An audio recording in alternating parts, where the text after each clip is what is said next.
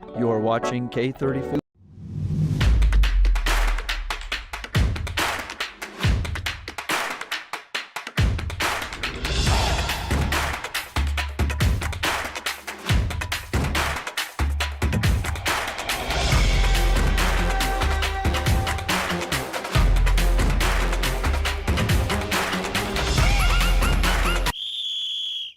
All right, thanks for joining us. As many of you are well aware of, fall in the Valley, it's all about soccer and who's the best on the field. Vail Mountain School matched up with a struggling Summit High team to see how much damage they could do against a Class 4A squad. Vail Mountain School looking to start their week 1-0 while Summit hope to turn things around against a high-caliber Class 2A opponent. Girl Rangers take an early 2-0 lead, but Summit will jump back into the game with Santi Cascal, who nails the header off of the pass from Dale Vail. VMS will retaliate with Rutley Heineman on the free kick. He'll let it roll right into the net, and the Girl Rangers will take that 3-1 lead. VMS back on the attack. They get it to Will Roy, who has a step on the defense, gets close, and rolls it past the keeper to bring the Girl Rangers up 4-1. But the Tigers will fight back and pounce. Griffin Gambio will slide this one past Hunter Iverson to bring Summit within 2 at the half, and Mark Marvel puts up another to make this a one-score game, moving over to the second half. Vail Mountain School in a bind and needing to score soon to keep the Tigers out of reach, and they'll do it with Drew Johnson as he lifts it over the keeper's head on the free kick to put the Girl Rangers up 5-3, and that's how this one will end. VMS improves to 7-3 on the season, and we caught up with a couple players after the game. We're here now with Drew Johnson, scored an awesome goal today in the matchup with Summit High. 5-3 final score, big win for the Girl Rangers. Drew, what are your just kind of final thoughts here after that matchup with Class 4A opponent Summit?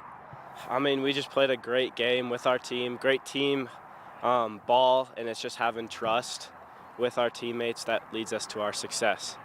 Okay, and kind of walk me through that goal. You know, you line up for that PK, what's going through your head, and then as soon as you kick it, ball goes to the back of the net. What are your thoughts? What are your emotions? Give me everything. I mean, again, it first starts off with the trust of my teammates, of me, that gives me that confidence to take that shot. And it's really just picking a spot on the ball, picking a spot in the goal, and then just visualizing what you want to happen. And then just letting it rip, kind of hope for the best. Okay, do you kind of just get there, black out, let it rip, and then, Exactly. you know, if it's in, you're throwing your arms up in the air celebrating? Yeah, exactly. Awesome. Okay, well, talk to me about the confidence. You said confidence from your teammates. Building you up is huge. What do they kind of say to you before you kind of take your spot there and let her rip? I mean, all they're saying is, yeah, this is all you. You got this, man. You've been doing this all practice. That's really all it is. You got this. Okay, and this game was kind of a dogfight. You guys held that 2-point margin, you know, went up 5-3 final. But what's the most difficult part about playing a Class 4A team? They're such a bigger school. They got more depth. What do you think the most challenging part is there?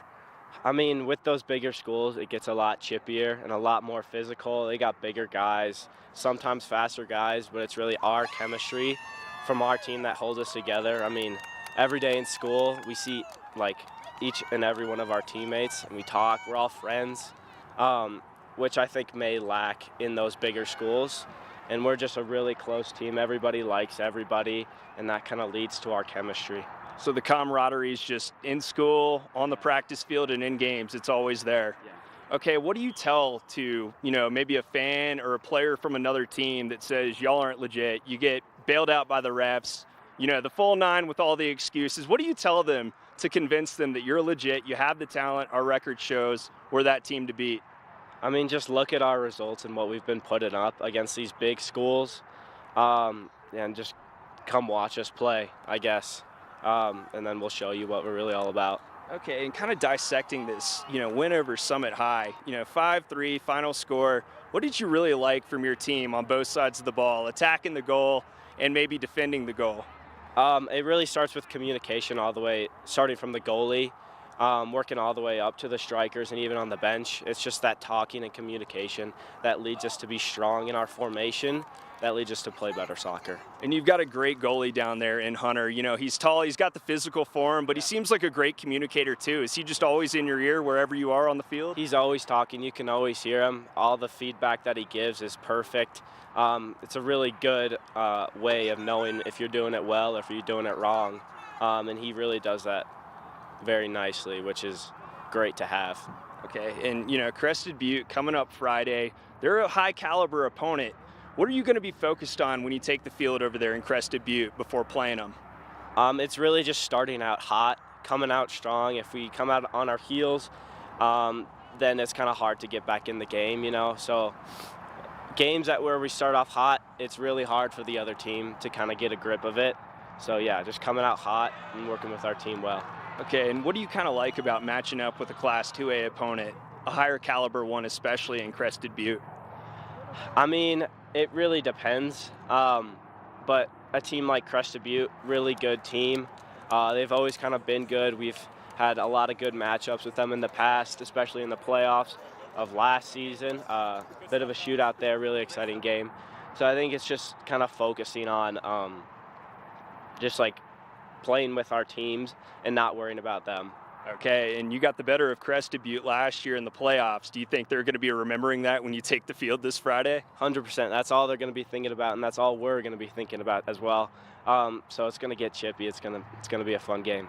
Vail Mountain School with that 5-3 win over Summit High. Joining me right now, Rutley Heineman. Rutley, what'd you like from today's game against Summit High? Kind of keeping our emotions under control. They were talking the whole game, and we stayed composed, and we got the win. And yeah, it was just a great all-around game from the team. Yeah, there was a lot of noise. I was sitting sideline right there, heard some comments, maybe some not so polite things, but how do you keep all that noise out of your head when you're in game mode like that? Kind of just go back to basics, play how we play. Kind of just, just try to keep it out of your heads. Just stay composed during the whole entire game, and we did that. And I think that's the main reason how we got the win. Okay, and you know, getting off the field, what do you tell to like a player or maybe a fan from the other team that says you guys are not legit, like you get bailed out by the refs, dumps the whole body of excuses on you? What do you say to tell them, you know, look at our record, we're legit? Yeah, just look at our record. I mean, last year, obviously, no fluke. We're here this year to come back and go back to back. It's not a fluke. We'll be back. Okay, in 5-3, there were some times in this game where, you know, Summit was climbing back in there. How did you guys just stay focused and keep adding goals to the game? I think we, as a team, kind of just kept moving together. We stayed together as a team as we moved throughout the whole entire field. We stayed really composed on defense, and we kind of just passed the ball around and got the win. Okay, and you know Summit, they're a 4A school. Y'all are 2A. What's the most difficult part about playing, you know, a schooler in a higher division with more bodies at their school? I just think before the game, going into it, they kind of just write us off. So we have to prove every single game against the bigger school that we are a legit, very good team, and we're here to stay and we're here to win. Okay, and how sweet is it when you know knock off a school with more depth on their program and roster? It's really nice. It kind of shows just how good our team is for just a small school, and just how far we can go as a team, hopefully throughout the playoffs and the season. Okay, and Drew, I had him over here a minute ago. He was telling me, you know, one thing about bigger schools are, you know, the camaraderie's not there on the soccer field that it may be in a smaller school like VMS, in the classroom, on the field at practice, or just in a game. You know, they have less opportunities for that as there's more kids walking around that high school. What do you have to say kind of in relation to that? Do you feel like, you know, the same way the camaraderie is just there in the classroom, it's on the field, and it's in the middle of a game? Yeah, I think we're all just a very tight-knit group, just as a team. And you could hear on the field, they were arguing between themselves. So that's just stuff that we don't do. We trust each other, and we are one team, and nobody's bigger than the team, and we're here to win as a team. So yeah. Okay, and you got Crested Butte on the schedule. They're a high caliber 2A opponent. What do you guys need to be thinking about ahead of that matchup? I think going in with confidence, kind of just like this game, They are 3A school. They are very strong as well. We played them in playoffs last year. We had to come from behind multiple times, so they're definitely a strong team. So we're gonna have to play some good soccer.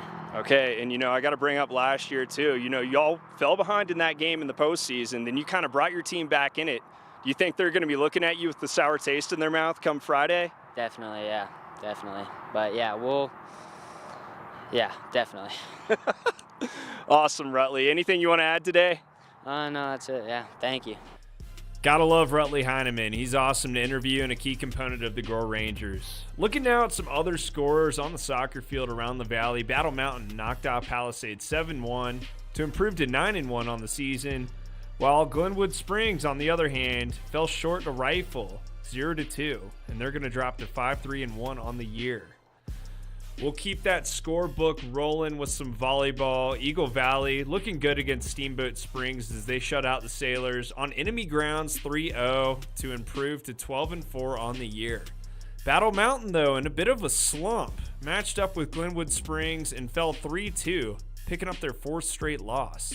I'm beginning to think that maybe Battle Mountain's cursed, as their last win was, for the first time in 4 years, over rival school Eagle Valley.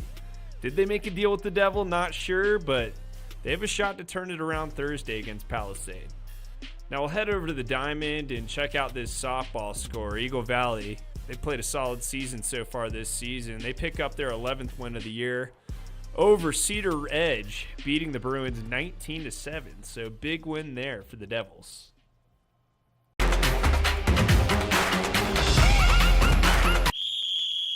Nap Harvest, your local marketplace for fresh, locally produced products. Our indoor farmers market is open 7 days a week, featuring locally grown organic produce, prepared meals, honey from our Nap Nectar hive, furniture, cutting boards, and much more. We source and sell locally grown and produced products from the Vail and Roaring Fork Valleys. Visit us at our new location in Eagle Ranch, 717 Sylvan Lake Road, next door to Color Coffee Roasters. Welcome to the TV8 Weather Center. Happy Wednesday. Let's take a look at that beautiful day outside. 8 a.m., 45 degrees, a high of 75 and sunny. Gorgeous day to do a little leaf peeping out there. 8 a.m., 45 and sunny. Noon, 67 and sunny. 4 p.m., 74 sunny. 8 p.m., 63 and clear. So gorgeous day ahead. Eagle 80, Avon 78. Vail 76 and Denver 86 degrees. Get on out there, soak up some of that fall time sunshine, and have a great Wednesday.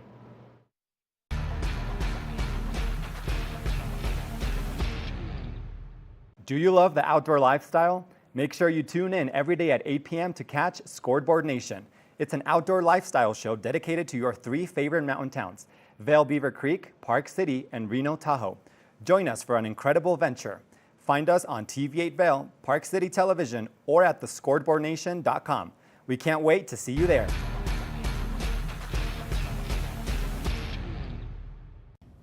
Did you know that all Eagle County residents and visitors can get a free Eagle Valley Library District card? All you need is a photo ID. You get our online databases and resources, free music, free streaming, all from wherever you have internet access. Free audiobooks and e-audiobooks straight to your phone. Go into your Eagle Valley Library District branch today and get your library card.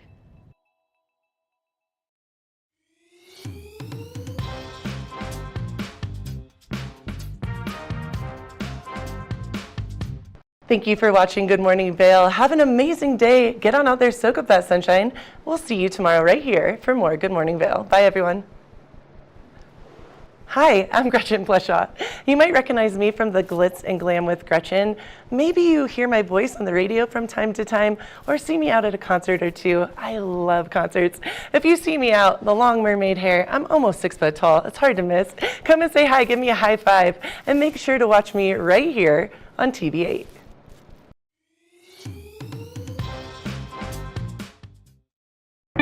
Experience the beauty of fall on the rails of the Leadville Railroad.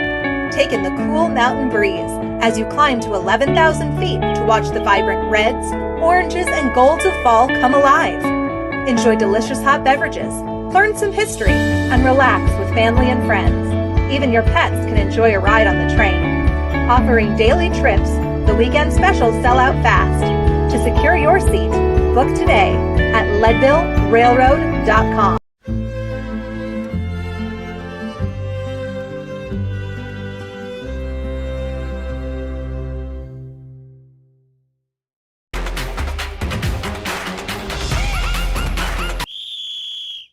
Heading over to the gridiron, Vail Christian and Eagle Valley football both played away games last weekend.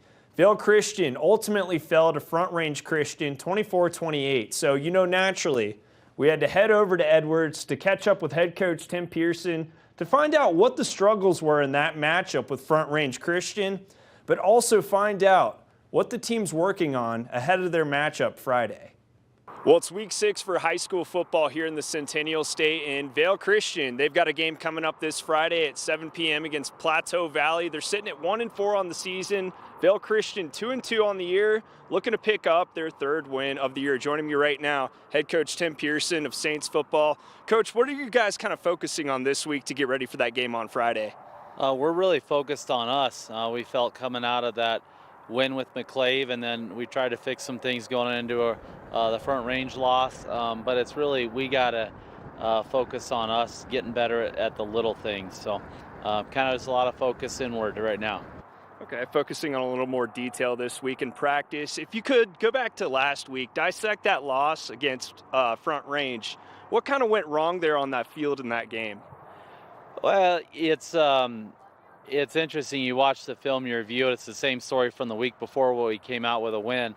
One missed assignment or mistake sets a hole for the offense, and so not being able to move the ball and score was difficult. So a missed assignment by different folks on each play, just 7 guys doing their job, 1 miss, or 6 guys doing their job and 2 misses, and just that consistency of, hey, let's all be on the same page for 8 guys doing their job, because that's important to be successful. So that we got to get better at nailing down our 2-point conversions. We worked a ton on it last week and still couldn't execute on converting our 2-point conversions. So that's another thing we got to continuously get better at that we're looking to do.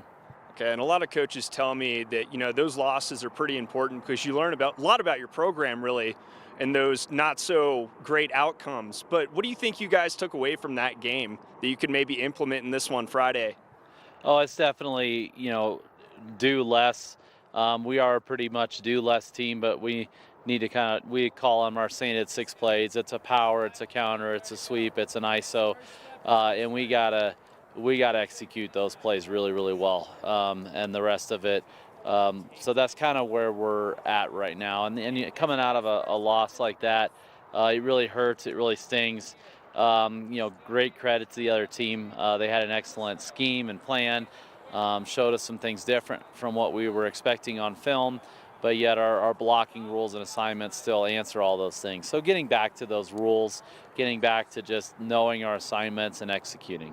Okay, and 2-2 on the season, probably not where you want to be, but at the same time, the season's far from over. There's still room to make improvements and still come out on top of that regular season schedule where you want to be sitting. How much would a win Friday spark up that locker room?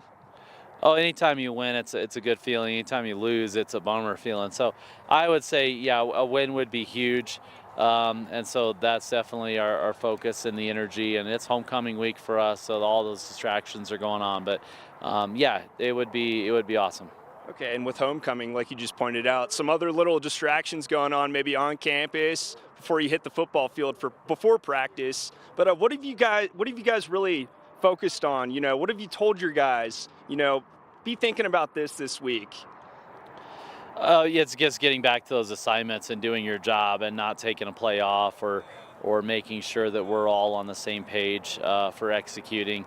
And so, just that same thing. I sound like I'm repeating myself, but it is that simple. We got to, and just also, like when it is a 2-point conversion, that, hey, this is important. We scored, we're happy, we're excited, but we still have 2 points left on the board out there we got to get. Okay, and we're nearing kind of that halfway point of the season, coming up on it. Are there any kind of unexpected but positive surprises that you didn't really see coming maybe this season when you first took the field week 1 of practice? You know, I'm happy the grass is still green and we got some warm weather. It's a nice warm week. It hasn't started snowing yet. So all those things are super positive. For the most part, we're pretty healthy, and so I'm pleased with that. You know, there's some injuries here and there, but so for the most part, just thankful for that and just the opportunity to come out and play. Good group of kids. So when you're in it with a good group of kids, it's always fun. Okay, and anything you'd like to add? No, thanks for doing this and covering high school sports. Yeah, not a problem at all. It's always my pleasure. Make sure to come out Friday as Vail Christian will be taking on Plateau Valley. So stay tuned for that game coming up Friday at 7 p.m. We'll do some player interviews now. Vail Christian, they've got a big one this week against Plateau Valley, sitting at 1-4 on the season. Joining me right now, wide receiver, tight end combo, and defensive end, Will Newman. Will, what are your thoughts ahead of this game with Plateau Valley? We have a lot to prove. We came off of a really tough loss. We all put our hearts on the line. It's a tough loss. They're 1-3, I believe. So there's a team we should really come out and have a statement game. Yeah, so we should be able to prove some things to the whole league. Okay, and how's kind of the locker room feeling coming down from that loss last week? Are they, hungry for redemption, or are you guys down at all? Like, tell me kind of the mindset. Walk me through that locker room feeling. After the game, it was a tough probably hour, and kind of the bus ride home, we kind of let each other soak in this feeling of a loss that was tough. And we watched some film yesterday, and then we kind of were like, we were flushing it. It's behind us. We made our mistakes. We're going to learn from it and go to the next one. Okay, and what do you kind of think the main focus is this week in practice to kind of get in control of the game early and maybe take that dub this Friday?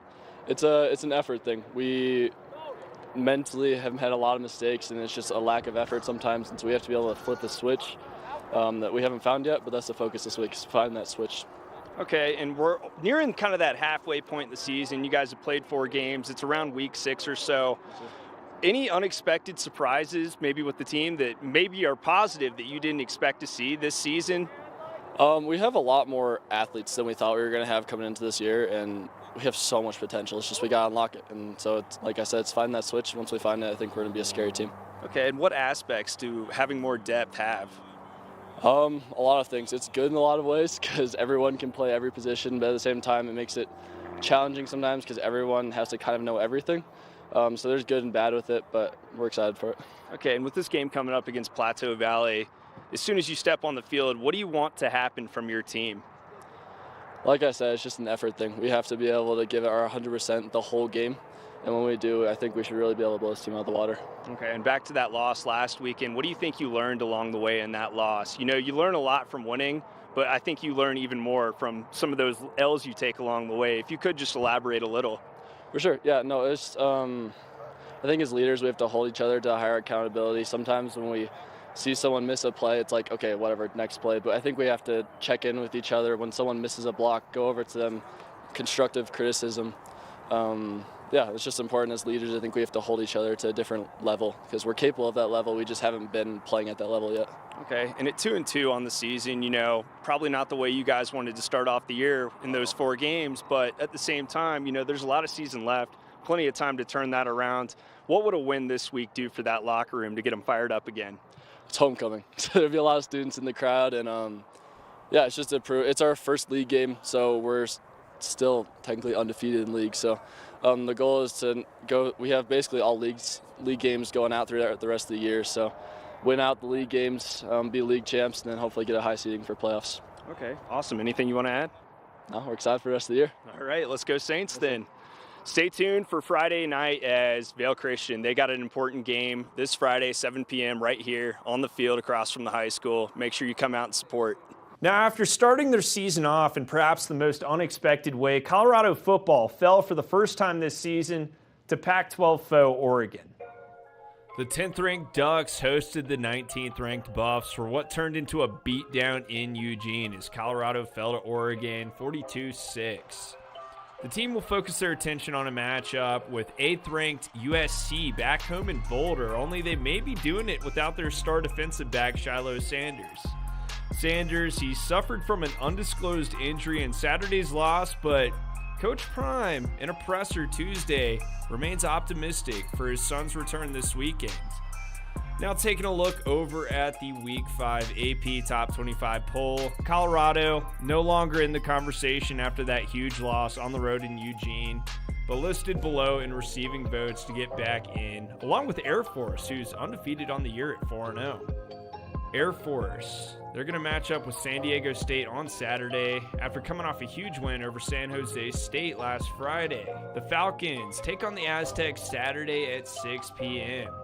Colorado State hosts FCS opponent Utah Tech on Saturday, which will come at 5 p.m. Transitioning over to Division II football, Colorado School of Mines still standing proud at number 2 in the country, while Western Colorado moved up a couple spots and is sitting at number 17. Both RMAC schools are undefeated on the year and remain the only 2 schools from the Centennial State in Division II football that are ranked. CSU Pueblo, they were in the conversation, hit the board once this season, but it was short-lived as they played Western and Mines back-to-back to fall to 1-3 on the season. Now, not the best weekend of football if you live in the Valley and are pull for the Buffs, but it only got worse, let me tell you, Sunday when the Broncos matched up with the Miami Dolphins in Florida. I don't even want to talk about this one because it's just embarrassing, but the Broncos sustained probably one of the worst losses in franchise history as they fell by 50 to the Dolphins. Russell Wilson, I mean, he looked all right, but the defense could not hold it together as they allowed the Dolphins to put up 70 points in 4 quarters. Broncos dropped to 0-3 on the season and will play the Bears in Chicago this Sunday. That game is going to kick off around 11 a.m. With the Broncos dropping to 0-3 on the season, I'm going to go ahead and write it off that we probably won't see the Broncos making a playoff appearance this season, but they'll try their luck again this weekend, and they may stand better as the Bears have been struggling all season. Make sure to continue coming back to us for all the latest sports coverage around the Valley. At